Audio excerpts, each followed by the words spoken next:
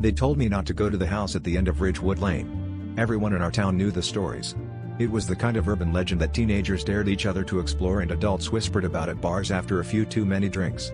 The house had been abandoned for decades, its paint flaking away like dead skin, its windows gaping open like hollowed-out eyes. But I didn't believe in ghost stories.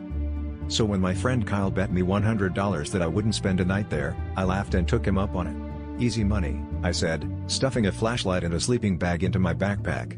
Kyle looked uneasy as he handed me the key he'd stolen from his uncle, who owned the property. "Just don't mess around in there, okay? People say weird stuff happens," he muttered. I shrugged it off and set out at dusk. The house looked even worse up close. The porch sagged, and the wooden door creaked ominously when I pushed it open. Inside, the air was heavy, stale, and tinged with something metallic.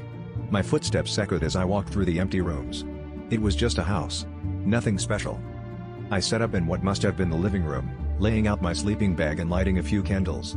The dim glow flickered against the peeling wallpaper, and for a moment, I thought I saw shapes moving in the shadows. I shook my head. Just my imagination. Hours passed. I killed time scrolling through my phone until the battery died. The silence was thick, punctuated only by the occasional groan of the old house settling. Around midnight, I started to doze off. That's when I heard it. A soft scraping sound, like fingernails on wood. My eyes snapped open. The sound was coming from upstairs. I told myself it was just an animal, a raccoon or a stray cat. Still, my pulse quickened as I grabbed my flashlight and crept toward the staircase. "Hello?" I called, my voice trembling despite my efforts to sound brave. No answer. The stairs groaned under my weight as I ascended, the beam of my flashlight slicing through the darkness. The second floor was colder, the air sharp and biting.